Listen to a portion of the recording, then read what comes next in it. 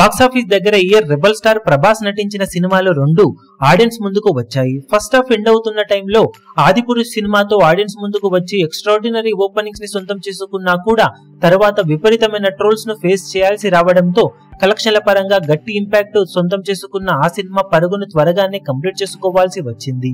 ఇక year end కు వచ్చేసరికి ఈ ఏడాదికి గాను one of the most awaited movies లో ఒకటైన సలార్ సినిమాతో రచ్చ చేసిన ప్రభాస్ ఎక్స్ట్రాడినరీ కలెక్షన్లను ఇనీషియల్ గా సొంతం చేసుకుంటూ దూసుకుపోతూ ఉండగా ఓవరాల్ గా ఈ సినిమా 4 రోజుల్లోనే సాధించిన కలెక్షన్లతో ఆదిపురుష్ సినిమా టోటల్ రన్ కలెక్షన్లను బ్రేక్ చేసి సంచలనం సృష్టించింది.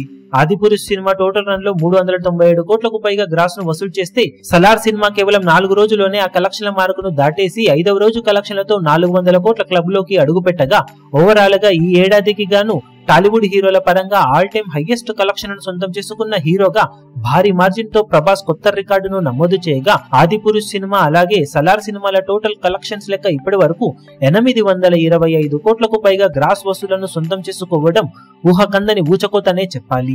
సలార్ మూవీ లాంగ్ రన్ లో అవలీలగా 1000 కోట్ల మార్కును అందుకునే అవకాశం ఉందని ముందు ఎక్స్పెక్ట్ చేసిన భారీ క్లాష్ ఇంపాక్ట్ వల్ల కలెక్షన్లపై అది కొంచెం ఇబ్బందిని కలిగించినప్పటికీ కూడా ప్రస్తుతానికి స్టడీ కలెక్షన్లతోనే పరుగును కొనసాగిస్తున్న సలార్ మూవీ మరో 170 కోట్లకు పైగా గ్రాస్ ను కనుక వసూలు చేస్తే 2023 ఇయర్ కి గాను ప్రభాస్ ఖాతాలో 1000 కోట్ల గ్రాస్ మార్క్ కలెక్షన్లు అందుకున్న రికార్డు సొంతమయ్యే అవకాశం ఉందని చెప్పవచ్చు.